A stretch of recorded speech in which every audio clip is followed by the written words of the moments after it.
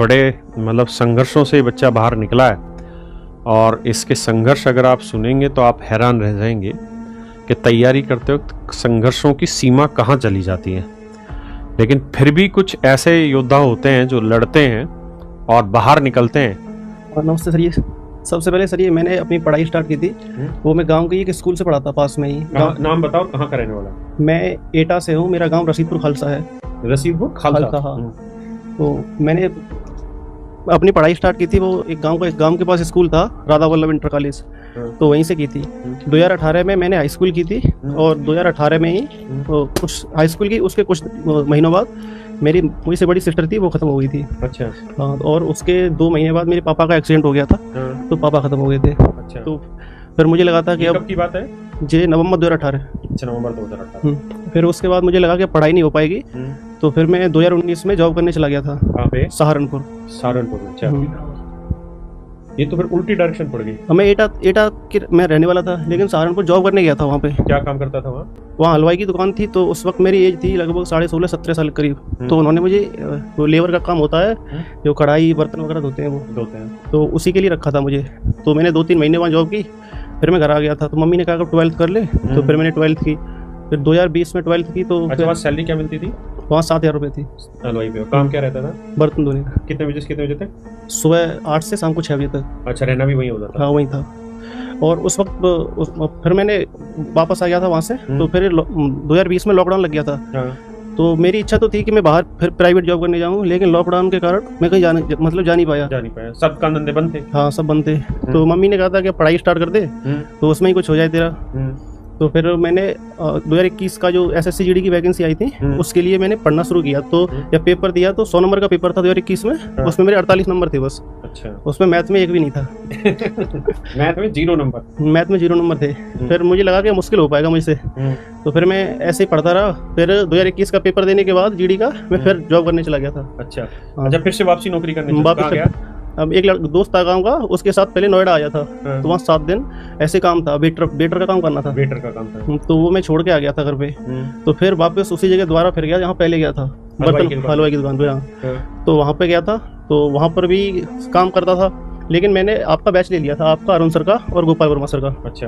हाँ, तो मैं आपसे फिर मैथ पढ़ता था वहाँ पे। काम भी करते हो? काम भी करता था, पढ़ता भी था। तो 6 बजे तक तो जॉब होती थी वो। अच्छा, हाँ, बर्तन धोने की। और फिर 8 बजे तक 7 बजे तक आ गए रूम पे। फिर 7 से 10 तक हम 3 घंटे पढ़ता था मैं। अच्छा। तो 2-3 महीने वहाँ जॉब की और पढ़ता भी था।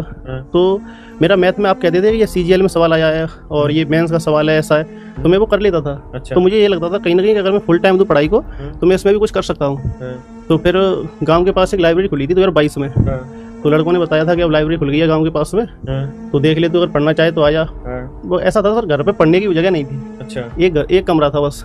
तो वहाँ पे मुझसे छोटी 3 बहनें, मम्मी और छोटा भाई था। तो घर पढ़ नहीं पाते थे ऐसे। फिर मैंने लाइब्रेरी ज्वाइन की 2022 में, अगस्त 2022 में। और उसके बाद मैंने शुरुआत तो मैथ और रीजनिंग को ही पूरा समय दिया, क्योंकि मैथ मेरा था नहीं, अच्छा नहीं था। फिर आपसे पढ़ाई एक बार पूरा पढ़ लिया था, तो फिर कहीं डाउट होता था मुझे। अच्छा। तो फिर दोबारा फिर पढ़ा था पूरा। अच्छा। आपसे ही और आपके क्लास नोट से उनका रिवीजन करता रहता था। तो फिर मॉक लगाता था, मिनी मॉक ऐसे। तो उसमें मैथ में मुझे बहुत कॉन्फिडेंस आने लगा, और मेरा अभी सबसे स्ट्रॉन्ग मैथ ही है।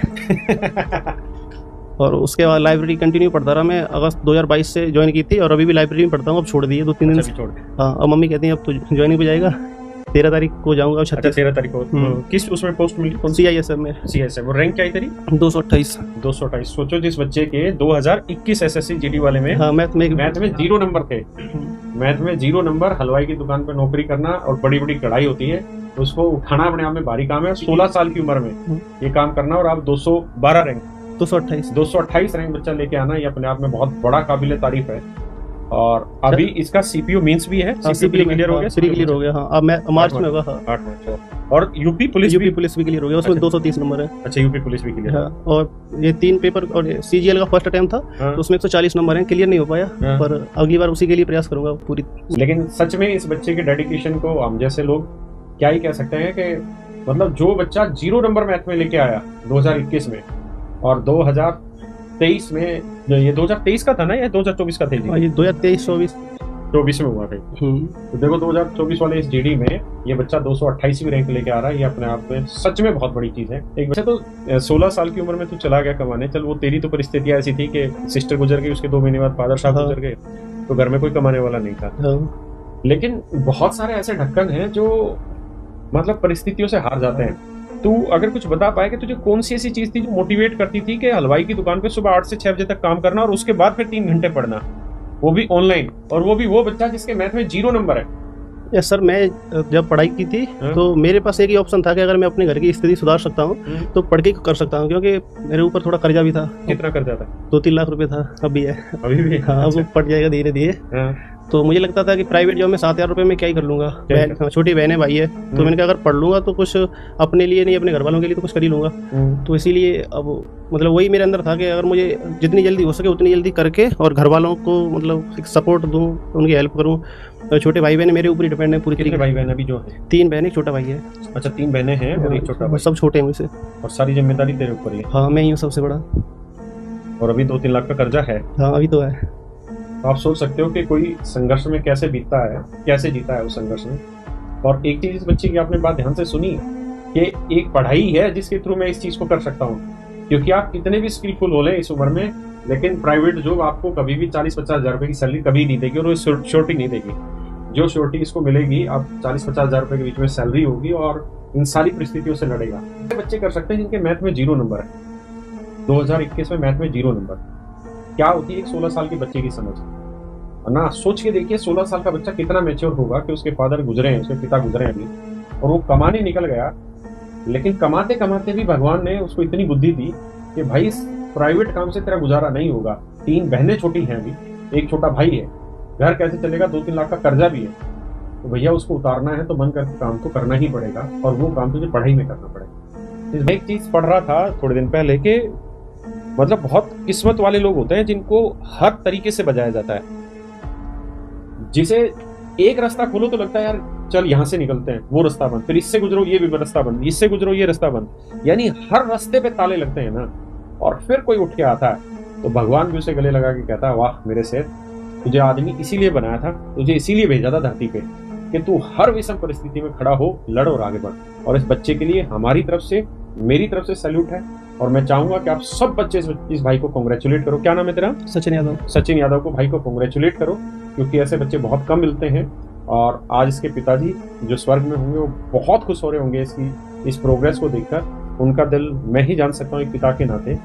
वो जहाँ भी है भगवान उनकी आत्मा को हमेशा सुकून दे और उनके बच्चे खूब आगे बढ़े। और अब तेरी जिम्मेदारी ये है कि जो तेरे छोटे भाई बहन है, कुछ भी हो जाए लेकिन उनको पढ़ा। हाँ, पढ़ाऊंगा सर, अभी पढ़ रहे हैं वो छोटे भाई बहन सारे।